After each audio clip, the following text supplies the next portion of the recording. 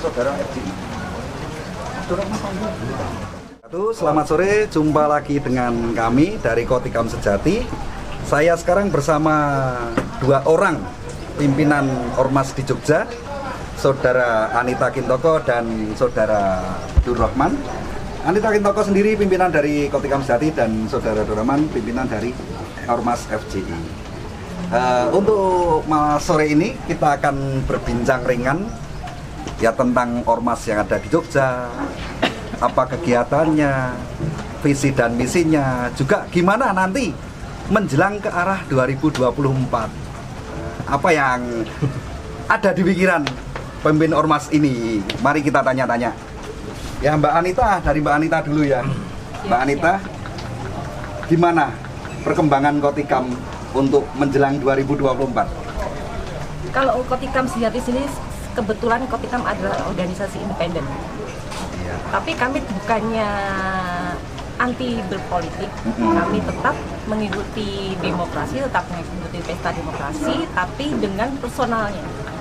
Karena sudah jelas dengan komitmen independen yang non partai politik, berarti kami kan bebas menentukan arah kemana. Yang anggotanya, personil anggotanya tentukan. Jadi bisa dibilang kesimpulannya anggota Kotikam boleh berpolitik, tapi jangan bawa politik ke dalam Kotikam, seperti itu. Betul. Oke. Iya sih. Emang kalau nanti dicampur baurkan bisa jadi rancu ya Mbak Nita ya. Oke. Kalau untuk Mas Durrahman sendiri, untuk FJI. Untuk FJI FJI ini kan organisasi Islam yang hampir sama juga sama independen. Kita tidak berafiliasi ke partai manapun ya, dan kita tidak terlalu ikut campur dalam urusan demokrasi ini ya. Ya karena mungkin dengan kita pelajari dari beberapa tahun ke tahun ya, kayaknya Indonesia itu dengan demokrasi nggak maju-maju kan gitu. Nggak maju-maju ya? Iya toh. Nggak maju-maju, masyarakat semakin susah, malah banyak orang korupsi. Nah ini kan ini dari beberapa dari divisi kita ya, untuk divisi politik di FJI ini juga istilahnya baru menyampaikan ke pemerintah, walaupun itu diterima atau enggak, paling enggak bisa merubah dengan sistem demokrasi ini kan gitu. Iya. Ya, tapi maaf ini bukan ke arah kekilafah enggak. Iya. Tapi tetap demokrasi, tapi cuma polanya beda mungkin gitu. Polanya itu loh. Ya. Karena dengan pemilihan ini kan seolah-olah kan antara nun sewu ya, orang yang mungkin nggak berilmu dengan berilmu kan hampir sama. Iya. Gitulah. Kita harapkan Indonesia ini bisa mengumpulkan ya orang-orang yang ahli bernegara, ahli memimpin untuk menunjuk salah satu pemimpin ya. Jadi masyarakat tinggal sak mindak waktona. Jadi nanti yang akan menasihati, nanti yang akan istilah memberhentikan atau mengganti presiden ini orang-orang yang berilmu ini. Itu sudah mewakili seluruh rakyat. Iya, gitu ya? yang ilmu ini kan gitu kan. Selama ini kita melihat kan justru malah orang mau menasihati presiden udah takut. Iya toh. Takut kehilangan jabatan macam-macam. Iya. Makanya dengan memilih pemimpin yang mungkin ahli-ahli dalam strategi kenegaraan, dalam strategi kepemimpinan, ini yang berhak untuk memilih pemimpin. Tetapi dari sisi sistematika, iya. Mbak Nita dan Mas Durrahman sendiri masih tetap demokrasi nggak apa-apa ya? Pakai sistem demokrasi nggak masalah ya? Cuma polanya yang dirubah ya? Nah itu karena gini istilahnya. Pola-pola ini kan jelas dari dulu mungkin ya kita jelas sudah melihat sendiri ya, dengan dari dulu sampai sekarang ini kan Indonesia masih semakin terpuruk. Iya kan, dengan demokrasi Pancasila malah kehilangan Timur. Iya kan. Lah kenapa kok sistem ini nggak bisa dirubah gitu loh. Iya kan, misalkan tidak pakai demokrasi lah, misalkan ya, dengan cara apalah, dengan cara mungkin dari beberapa petinggi bisa membuat usulan-usulan dengan sistem yang lain gitu loh. Kenapa dipertahankan gitu loh, demokrasi ini kan gitu. Tetapi seandainya demokrasi dengan pola yang berubah, data tetap bisa kalau Indonesia bisa lebih maju, nggak masalah ya? Bisa merubah memajukan Indonesia nggak masalah. Nggak masalah ya. Selama ini kan kita lihat gimana demokrasi. Dari perkembangannya ya. Iya, dari perkembangannya. Apa ya juga malah ya tuh malah banyak korupsi, malah banyak. Terus, dulu kalau korupsi zaman era Orde Baru kan hanya ya tuh salah satu orang itu korupsi kan. Sekarang malah korupsi semua. Berjamaah. Lah, berarti demokrasi ini kan gagal. Nggak berhasil kan itu tuh.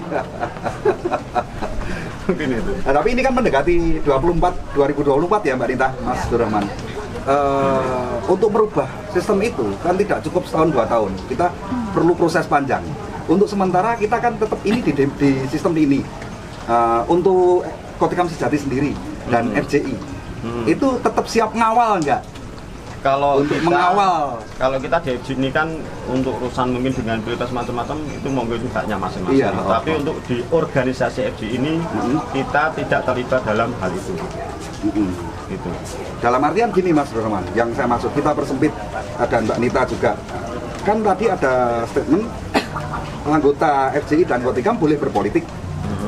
Tapi tidak boleh membawa politik itu ke dalam organisasinya, iya, kan iya. gitu, ke dalam ormasnya. Iya, memang organisasi tidak berpolitik. Iya, dan kita tetap harus menjaga kenyamanan, ketertiban, dan kelangsungan pilpres ini besok tetap, karena kita sebagai warga negara, dan itu kewajiban ya. Itu masing-masing siap semua ya berarti ya. Insya Allah kita siap. Maksudnya FJI ini memang tidak berpolitik, tapi kalau untuk pemilihan itu urusan haknya masing-masing secara individu kan. Tapi untuk pesta demokrasi sendiri, untuk pengamanan, kenyamanan gitu dari ormas siap ya, Kotikam juga, FJI juga kalau kita siap dari ya. dulu memang kita nggak pernah terlibat dalam Nggak pernah terlibat nggak itu. nggak pernah itu semoga itu urusan demokrasi yang mau menjalankan monggo kan gitu. Tapi kalau kita memang nggak pernah untuk demokrasi ini kita lebih pasif. Untuk Mbak Nita, untuk yang di ini menjelang 2024 ini Mbak Nita, ada nggak pesan-pesan Mbak Nita untuk anggota? Misalnya untuk pilpres gitu kan, pemilihan presiden besok. Kamu kalau berpolitik seperti ini, kamu kalau berpolitik seperti ini, mungkin pesan bijak dari pemimpin kan gitu. Saya pengen tahu pesan bijaknya. Tergelitik saya soalnya. Yang pasti bahwa kita harus berpolitik tuh dengan yang cerdas. Berpolitik cerdas. Cerdas dan cermat. Jangan hanya melihat dari isi amplop yang dibagikan, itu aja. Jadi kalau kita money politiknya jangan ya. Karena sepertinya money politiknya sudah menjadi raja di Indonesia. Dan ya raja lah, dari waktu kapan ke kapan itu pasti akan terjadi gitu. Meskipun sudah dibilang jangan begini, pasti akan terjadi hal seperti itu. Gitu. Jadi black campaign pun mungkin akan terus mewabah. Jadi saya harapkan bahwa jika kita menginginkan Indonesia yang maju, Indonesia yang lebih baik lagi, Indonesia yang lebih berkembang, yang pasti pilihlah pimpinan yang benar-benar cerdas juga. Ya, ya seperti yang tadi Pak Ustadz bilang ya, milih orang yang pinter ya Pak ya. Kalau dari Pak Ustadz ini yang disebut tanda petik Amir, nah ini pesannya untuk anggotanya apa? Ya mungkin untuk politik ini kalau untuk politik ini kan ya saya harapkan seperti yang sampaikan Mbak Nita tadi, saya sepakat, tapi kayaknya juga mustahil juga kan itu. Nama politik itu kan nggak mungkin bisa bersih, ya mesti kotor. Ya atau nggak mungkin, ya tapi kalau bisa tuh alhamdulillah kan. Alhamdulillah. Tapi kalau semacam itu kok kayaknya jauh lah gitu loh, karena yang namanya politik kan apalagi di Indonesia ini ya kan apa-apa mesti dengan uang, apa-apa dengan uang. Kalau nggak uang nggak jadi. Itu kita terbuka aja ya. Iya. Sampai ada serangan fajar macam-macam. Ini kayaknya nggak bisa dan itu fenomena dan terjadi itu dari dari tahun ke tahun sampai 5 tahun. Dari pemilihan sampai Pak Lurah ya, bukan hanya pilpres ya. Pak Lurah sampai pilihan bupati itu sama aja kok. Berarti ini Pak, iya betul itu betul. Fenomenanya berjalan. Berarti apa? Berarti ini yang harus dirubah, sistemnya ini demokrasi yang dirubah gitu loh. Kalau mau baik seperti yang disampaikan Mbak Nita tadi, yaitu tadi sistemnya harus dirubah. Kalau enggak ya tetap akan seperti terus. Mau sampai pemilihan ibarat sampai kelas ya toh Pak Duku, Pak Lurah, sampai bupati, sampai DPR, sampai presiden, ya sama aja money politik. Jadi suara kayak gitu tuh terdengar di kuping itu udah dari tahun ke tahun, gitu, dari ada 5 tahunan sampai ini kan begitu terus. Gitu. Oh ya, ini terakhir Pak Ustadz, Mbak Nita. Sebagai warga negara kita, karena kita akan ada pesta demokrasi, tetap ya kita siap untuk mengamankan itu ya, tapi ya Insya Allah, sebagai kalau warga kita negara ya. siap, ya. Dan dari Kotikam Sejati secara FJI ya, Iya. sebagai warga negara, oke siap ya. Nah, moga-moga besok bisa berubah, ada perubahan dan Indonesia menjadi lebih baik, Iya. merdeka, sejahtera. Amin. Terima kasih Mbak Nita, Pak Ustadz atas obrolannya sore ini, ringan-ringan tapi ngeri-ngeri sedap juga.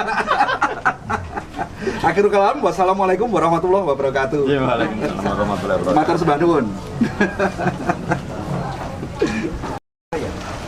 Kenapa jauh-jauh kamu punya sahabat, punya saudara FJI?